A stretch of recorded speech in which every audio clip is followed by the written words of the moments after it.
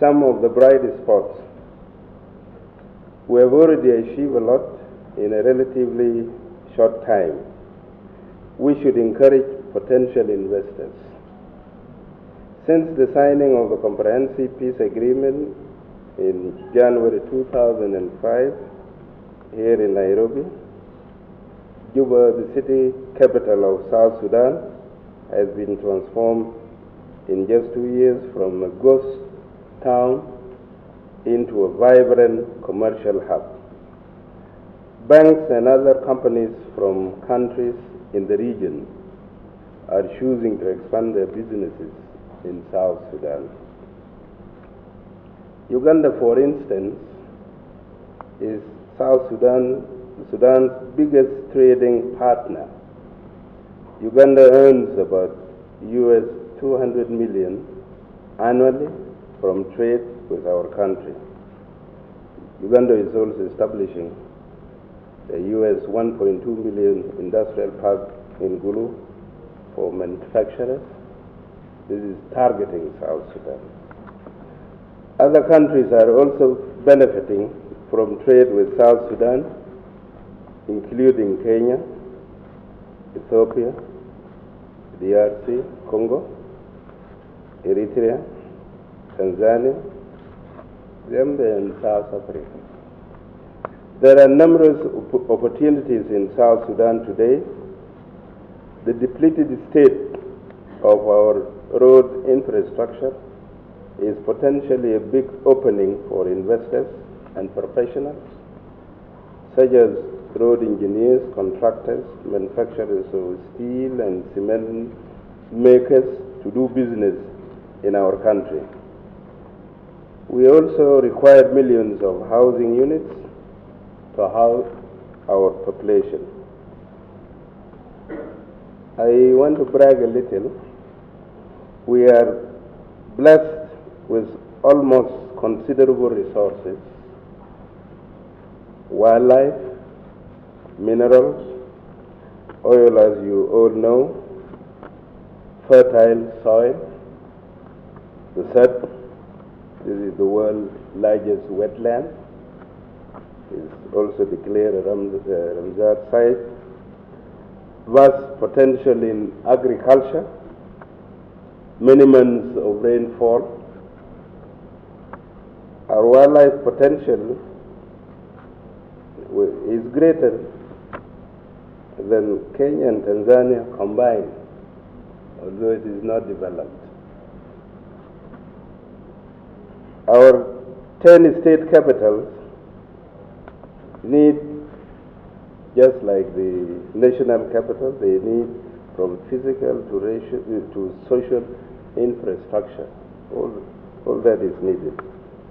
Our explored oil reserves alone are estimated at 6 billion barrels, with improvements in technology and with new exploration. We believe more reserves will be discovered. As you know, we shut down the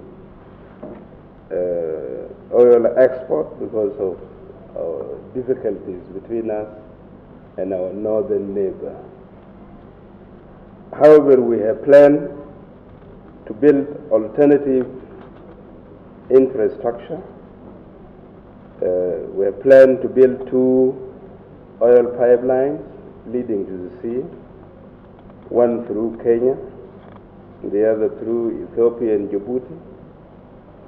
We have 8 sites for generation of hydropower.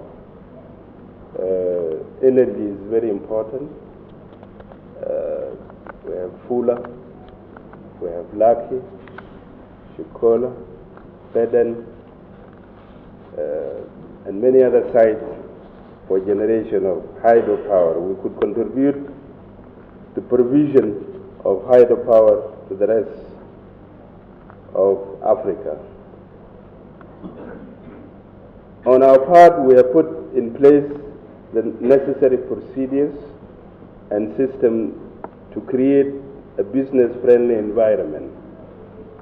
The government of the Republic of South Sudan has taken specific steps to promote investment in our country. Some of these measures include creation of an investment authority, which we call South Sudan Investment Authority. We also development of investment laws which make clear the investment guidelines in the country. We have enacted specific investment policies which include guarantees against expropriation, protection of intellectual property laws, a sound dispute resolution mechanism, and the freedom to repatriate your capital into convertible currency. Our objective is to continue to create the conditions that are conducive to private sector development. This will include removing any structural impediments that we discover which may stand in the way of the growth of business in our country. While we are on the track to developing our economy, we also understand that Rome was not built in one day. Our approach is to build structures that will stand the test of time and be in place for decades to come. This is the bar we have set for ourselves, and we hope that it will serve as an example for future generations to match and even surpass. We understand that ATI was established by African countries to serve a specific purpose, to ease the fears of investors doing business in Africa. The government of the Republic of South Sudan would be honored to join the esteemed list of fellow African countries who are members of ATI. We see membership in the African Trade Insurance Agency as a powerful tool within our own arsenals. Political risks, and you remember I mentioned the unease between us and our northern neighbors, or even the perception of high political risk can damage a country's ability to attract foreign investors. Unfortunately, many African countries have faced the consequences of investors backing away from projects because of potential fallout from elections or political events. South Sudan is on its way to creating a peaceful country, but along the way there may be some bumps in the road. With access to ATI's unique political risk and credit risk, insurance products, investors and others interested in doing business in South Sudan can have some peace of mind that their risk can be covered. Membership in ATI, we believe, can help us to unlock some of the existing and future investment opportunities in South Sudan. With this type of insurance, construction companies from the region can take up government contracts to help us rebuild our road networks. Banks from neighboring countries can safely set up operations, and they will also be able to offer financing to clients working in South Sudan. Our vision is to turn South Sudan into a go-to investment destination. In this vision, Juba will be a bustling city where every company must set up in order to remain competitive within the region. We envision that our children will receive world-class education without having to leave the country.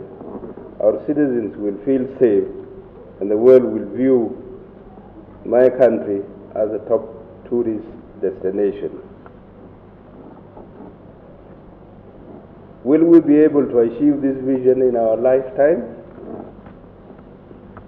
We say yes. We have already traveled far, so for us, another 1,000,000 miles seems very possible. And we are challenged with people who created a state from nowhere.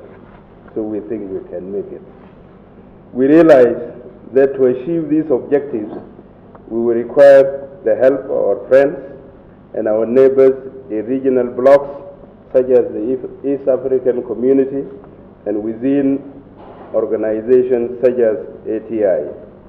Beyond our borders, we in South Sudan have been inspired by the level of intra-regional cooperation that is taking place now within the East African Community and COMESA, for example. The statistics which we saw point to a steady growth of trade between countries in these blocks over the past several years. Although we are the new kids on the block, I believe it will be in everyone's interest to tap into this fountain of opportunity.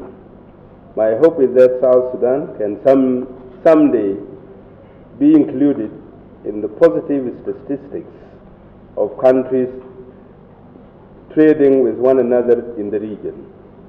ATI will be an important partner in helping us to realize both our investment and trading potential. The results which we saw from the 211 annual report are encouraging, and I join with everyone here in congratulating them on their continuing success. We look forward to taking part in the deliberations today as an observer, and hopefully if you pass our membership before you go ahead, we would be members. And hopefully next year, at this time, we will be able to stand in front of you as a representative of a full member country in ATI. Thank you very much for listening.